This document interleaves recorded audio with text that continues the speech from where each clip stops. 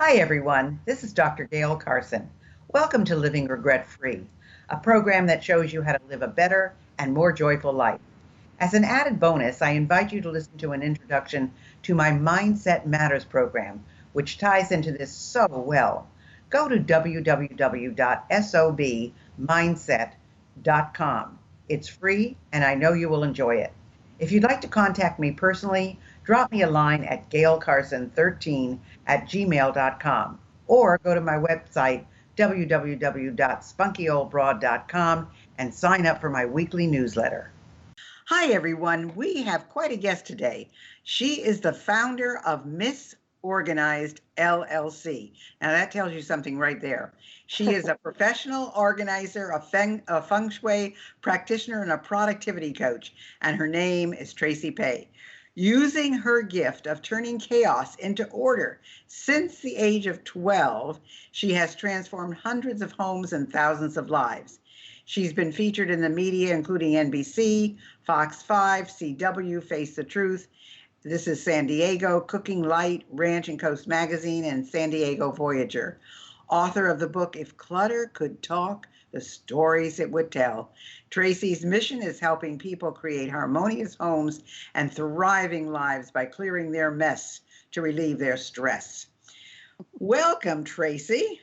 Well, thank you, Gayle. Oh boy, if you were living with me, you'd go berserk. What I did was I emptied my storage unit into my apartment so I could go through it to get rid of the things I didn't want so I could move, and then I never moved. So I've got all these boxes in my home, which my cats love. They love to climb on boxes. They sure do. But I don't dare have anybody into my home. So let's talk about, this almost looks like you were destined for this since you've been doing it at the age of 12. So what made you become a professional organizer? I've been doing it personally since 12, but it wasn't until 2002 that I discovered it was an actual profession. I had no idea. I just saw the mess and I'm like, let me at them. And I would clean it up just because I enjoy it and I know how to do it. And I see the benefit that it brings to people when it gets done. So I'm very motivated to do it. And then I was watching the show Mission Organization on HGTV, and I saw the organizer come onto the screen. I'm like, you got to be kidding me. There's people who are actually charging to do what I've been doing for free since I was 12 years old. And I opened up my business 6 months later. So I've been doing it professionally since 2003. Wow, that is amazing. Isn't it been interesting, though, to watch all of the TV segments that are now being done from home? And I keep looking at everybody's home and thinking, oh, it looks so nice. It looks so clean. And I've never watched American Idol in my life, but for some reason, I think everything was repeating that night. I watched the last 20 people who were doing American Idol from their home, and they did it in their garage, they did it in their bedroom, they did it in their living room, and they really did well. I mean, they had it really nicely formatted. So I was thinking, oh, I need to go through my boxes here and get rid of them. So you got a little motivation then, huh? Yeah, right. Yeah. So if you had to start over, what's the one thing you would do differently in your business?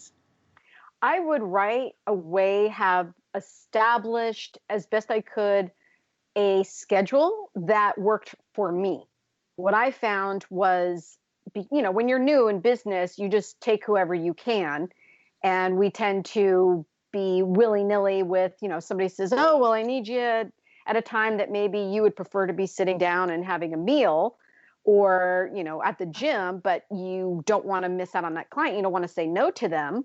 So I found myself just all over the place with my schedule, and it made me kind of nuts. Plus, I would think so. Yeah. And plus I'm a single mom, so I really couldn't, I really just couldn't do that. And I learned pretty quickly that I had to not only create a schedule for myself, but I had to create a schedule that I made other people fit into, because I needed the business to work for me first and take care of my needs and myself and my daughter first before I could address the needs of other people. And that's how I felt I could remain in this business and do the work that I do, as healthy as I most possibly can. So how did you do that? How did you make the change, though? Well, I just looked at my day and I was just very realistic. I realized that when I go pick up my kid, and then by the time I get home, and in the mental space to shift from being a hands-on organizer, say for instance, like somebody wanted to schedule a consultation call with me, I might say earlier that I would have done it like 12 o'clock in the afternoon. Well, if a client just happened to call and wanted during that time, then I was going to have to say no to that client just so I can take that one call. So then I realized, okay, the best times for me to actually sit down and talk to somebody on the phone and be in the mental and emotional space to be able to do that was 4 o'clock. So that was one of my set points within my day of knowing that this is the best time for me to do this particular activity. And then I figured the amount of time that I knew was best for me to do organizing. I have been called a machine, so I can't do this stuff for hours and hours and hours. But as time goes on, things slow down, and I realize I need to have the time that didn't make me feel like I was walking out of there in complete exhaustion. So I figured out how long I need for a session, how long do clients need for a session before they're like, get the hell out of my house. And then I came up with that perfect little formula. Okay, 5 hours.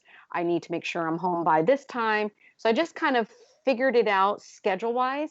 And then the next part, which was the harder part, was to say no to people. So if they said, it's always hard to say no, but that's the hard part. A mentor of mine said, remember that no is a complete sentence. And so I heard you say that on your podcast earlier. Yes. Yeah. I remember saying that.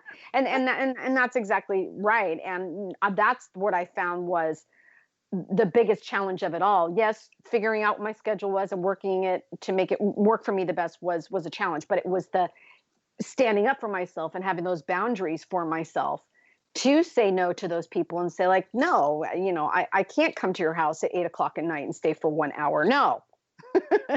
Right. And it's amazing how many people will fall in line. I don't like using those words. It sounds really controlling, but it's true. It's true. I mean, if you set the parameters, they will fall into them. You're absolutely right. That's right. I love hearing that, Gayle. So who would be your typical client? I mean, I assume there are more women than men, but who is your typical client? My typical client is, you're right, most of the times, nine times out of 10, it's going to be the woman who's calling. I will tell you, if it's the man who's calling, I'm always worried because I know that sounds awful to say, but 9 times out of 10, if the man's calling, he's on the brink of divorce. And I'm not kidding when I say that. And he's looking for an organizer as the final way to solve the problem of not getting a divorce. I'm always leery when a man calls, but for the most part, it's the woman, but it's usually families. It's a married woman with kids, and they tend to be the, I hate using the word soccer mom, but I just don't know what else to say. But they're the moms who, they already have their stuff together. They are, got schedules galore for their kids. Their kids are in all sorts of sports. They're involved in all sorts of things. They have a nice house. They've got stuff. That's not a problem for them. But the problem is that they've become so overwhelmed with stuff and so overwhelmed with schedules and limited amount of time, and trying to find some time for themselves to still be something besides a mother. They get to this place where they're totally overwhelmed and they give up. So that is my typical client. And I will tell you that I totally understand that mentality of just really thinking you can do it on your own, and it taking a much longer to, say, hey, I need help. But once these women finally do, they say, okay, I can't, they make that, and they admit to themselves that they can no longer do this on their own. That's where like the real salvation comes. And then, and then the teacher appears, and then they're asking me once we're done with the project, like, why didn't I call you sooner? I'm like, yeah, I know. But you had to be a hard ass and stubborn and, try to prove to yourself you could do this until you hit rock bottom and prove to yourself that you need help. And that's okay. So do you find that the most requested space is the bedroom, or is it the kitchen, or is it the attic, or people who have cellars? I mean, what is the most requested space to organize? It would be the garage. The garage. The garage. Isn't that interesting? Yeah. Living in Florida, of course, we have no basements. That's number one. Oh, And that's the why you're probably basements saying can, cellar. yeah, and the basements can be a catch-all, and we really Yeah. don't have attics either, unless you have a home, and even I had a couple of homes and none of them had attics. So the garage, Yeah. and that's amazing. That's amazing. But that almost sounds like the man's den, so to speak. Is it? I mean, You're not totally wrong about that. Here's the funniest part about this though, is I tell you, I the husbands are usually not there, and if they're there, I find it very nice that the husband is there so that they can share that experience together, because they really grow in many ways by sharing that experience of going through the organizing process together. But usually they're not there. But what happens is I'll get that. So the wife will say something to me like, okay, my husband said that you can touch everything in the garage, but you can't touch his tool area. And I'll go over to the tool area, not going to touch it, of course, but just look at it, see like, okay, what's so special about the tool area? And it's a disaster. But for some reason, they think that they're going to build that shed that they've been talking about for the past 20 years in the back of the house. They're going to do it next weekend. So they want to make sure they know where everything is. I'm like, okay, listen, Bob the Builder, let's just be honest here. So, I get the little slap on the hand from the husbands, don't touch this, but it really depends. I find that the husbands are usually in, I want to say, one or two categories I can think off the top of my head, but there might be a third one as I'm talking, of where they're at as far as having an organizer come into their home, especially the garage, because you are right. A lot of times that is the man's domain. But a lot of times they think that I'm going to come in and I'm just going to throw stuff away and not tell them, or their wife is going to do the same thing. So they get really scared.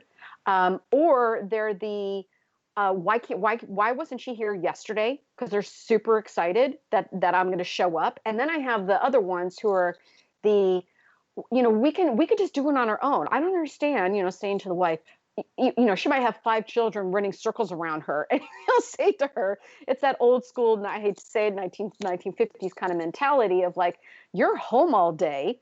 I'm off at work. If all I did was just take the weekend off, I could have this entire garage completed on my own. There's no reason for us to have to hire an organizer to help us with this. You should be able to do that. And that starts perpetuating, that's the whole other topic to go into, but it really starts perpetuating a lot of the guilt that women feel about maintaining their homes as a woman, because it's that you're supposed to, you should be mentality that still exists. And some, husbands do that a lot more than others. But the ones who are in the category of like, I wish she was here, she should have gotten here yesterday, those are the most awesome to work with, because those are the ones that I get because the most they're amount saying done. we need you. They're bidding, and it's really interesting because my husband was very organized, and he was a builder, so he had tools. Our entire garage was full of tools, Oh boy. but he was organized. Oh, I mean, he had everything where it was supposed to be. nice. And if I said to him, we need this, I mean, if he told me, he doesn't, because he didn't, I mean, he never did, because he knew that he could do it faster and better. But if he ever said to me, go here and get that, it would be where he said it was. Oh, that's And so nice. so I was really fortunate, Yeah. because I was not a home person at all. And, I was never there to do any of these kinds of things. And then I moved from a 6,000 square foot house into an apartment, and now I have 3 places, and I've got stuff everywhere, and it's really interesting. But anyway, what do you think is the favorite piece of advice that you offer to your clients? Well, I'm going to give you kind of the long answer to a really a short answer, so you understand the background of why I give this piece of advice. But the bottom line is this: when it comes to disorganization and clutter, what I have found in all of these years of doing this work is that it is mostly a decision-making issue. And the reason why it's a decision-making issue is because there's questions that are not being answered. So something as simple as, Well, I want to get rid of this chair, but it's been in my husband's family for a really long time, and he doesn't want to let it go because it's been in the family for a long time. So there's a question there. You can't make that decision on moving forward, getting rid of it, because there's a question. And the question is, will my husband let me get rid of this? Or can I convince my husband to get rid of this? Or, what I'm saying? And what I find is that those questions that you have about your stuff, they usually fall into one of three categories. One, it's either about money. Two, it's about time. Three, it's about a person. And it could be all three or only two. But usually the question that you have about stuff, when it's just sitting there, they do call clear postponed decisions. And they're a postponed decision because there's questions that you're not answering. So one of the best pieces of advice that I give my clients in order to help them be more effective at decision making is to be aware of what the question is. And you don't even have to come up with the answer in that moment. But if you're at least willing to address the question, then you'll be better off. You'll have a better chance of making that decision sooner than later. Does that make sense? Yeah, I absolutely. I mean, it's not easy. It's not easy making some of these decisions. No, it really is not. So, do you think that's the most challenging part of getting organized? The three things you just mentioned? Is the decision-making part of it? Yes, absolutely. And I mean, we can go off on lots of different tangents why decision-making is difficult. Of course, there's the emotional component of it. I would say 50% of what I do is really a therapist because I have to address a lot of the emotions that come up for people. And these are the reasons that stop people in the first place. So as an example, one of the biggest emotions that shows up in people's homes, especially in women's closets, is guilt.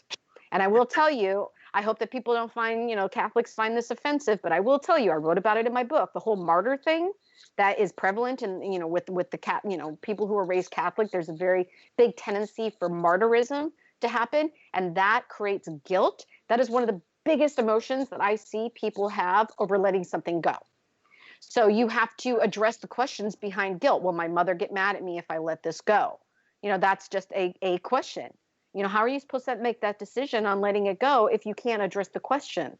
So that, and I would say, again, kind of piggybacking on all of that is it's in order for people to be more effective at decision making, what they have to do is they have to make their brains less overwhelmed.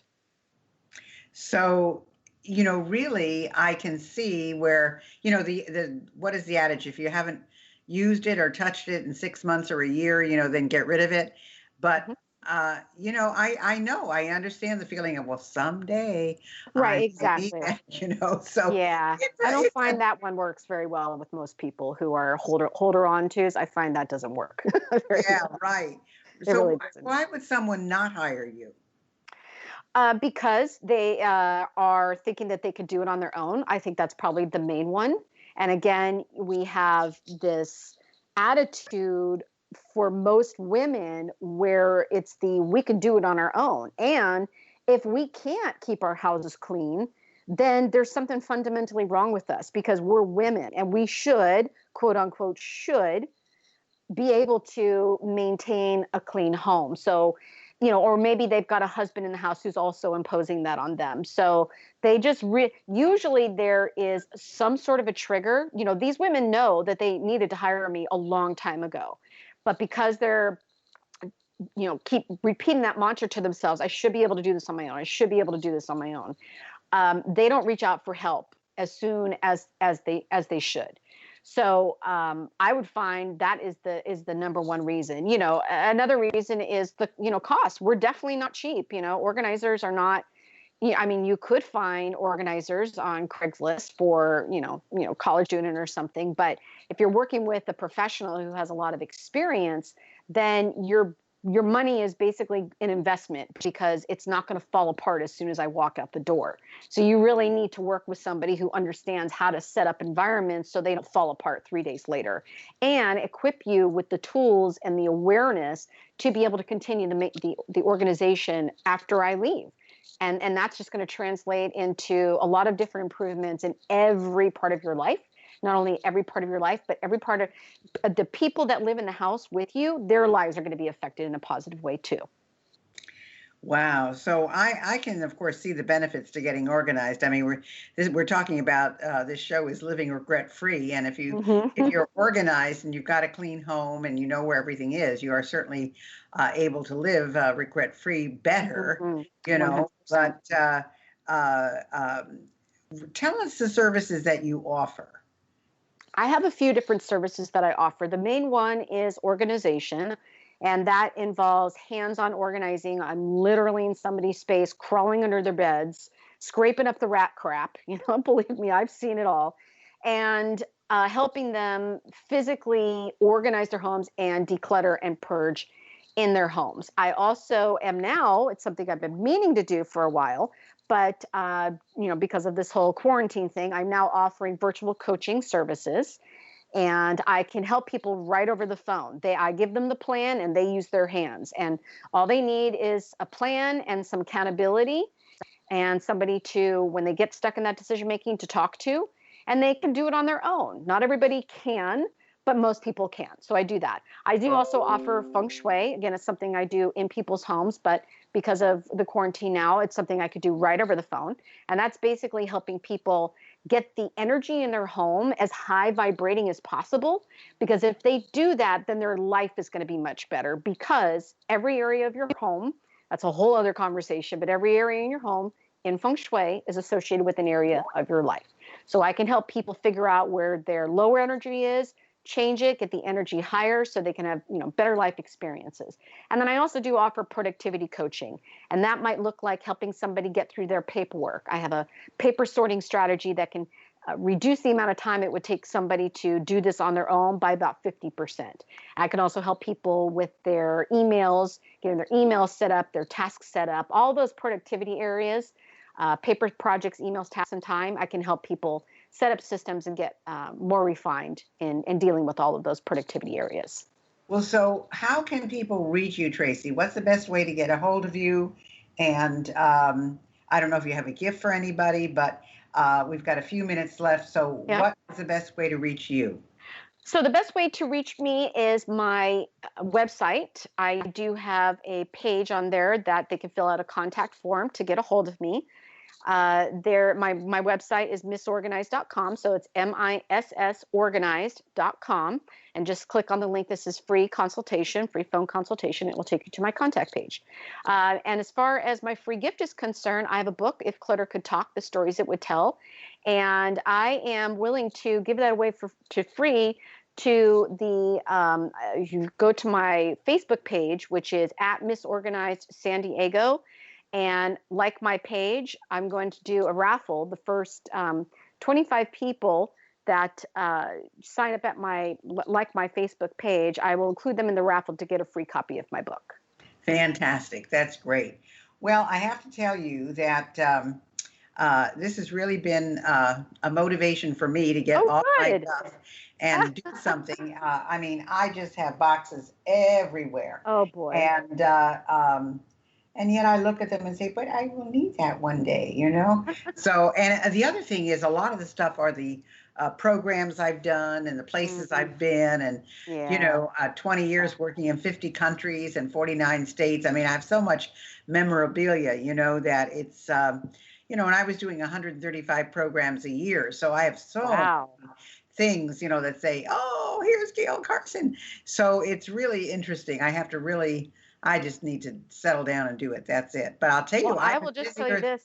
Go ahead. Sorry, I don't mean to interrupt you, but I just have to tell you that a really good place for you to start, Gayle, that's the other stuff you were just talking about. That's way too emotional. That's too hard. That's several layers deep. I wouldn't even try to address that right now. Where I would start is the easiest place for women to most people to start this process is their clothes. That's what I would recommend. Right. Just start there. And I'm really good about clothes. I mean, I've got clothes I've been wearing for a long time, and I haven't really changed in size. So, you know, I can wear just about everything, and it's really interesting. But gosh, this has been an education, Tracy. I really, good. And Tracy's my daughter's name. So oh, wonderful. so this has really been interesting, and So you can go to missorganized.com, go to her website, see what's there, find her on Facebook. Just take advantage of everything that she has to offer you, because this is something I think everybody needs. And of course, if you're looking to find me, you can go to spunkyoldbroad.com. You can go to my Facebook group. I have facebook.com/groups/SOB Virtual Club. For those of you who are 50 plus, we love to have you there. Gosh, Tracy, thank you so much. This has You're been very fantastic. You're very welcome. Folks, take advantage of her abilities, and now you can do it all online with her. So be in touch with her. Thanks, Tracy. Thank you, Gayle. Take care. Hi, this is Dr. Gayle, and I wanted you to know I have a whole bunch of other things to offer you. If you go to spunkyoldbroad.com, you will see an array of SOB stuff for sale and all our latest products and additions. If you're interested in getting on TV, I have a brand new course, Get on TV. And if you want to start your own business, you'll want my SOB Guide to Business Success. I know you'll love them all. I guarantee it. Thanks for listening, and I hope you enjoyed today's show. I choose my guests carefully, so if you have someone you'd like me to interview, please drop me a line at gaylecarson13@gmail.com. In the meantime, check out my intro program, Mindset Matters, at www.sobmindset.com. See you next week.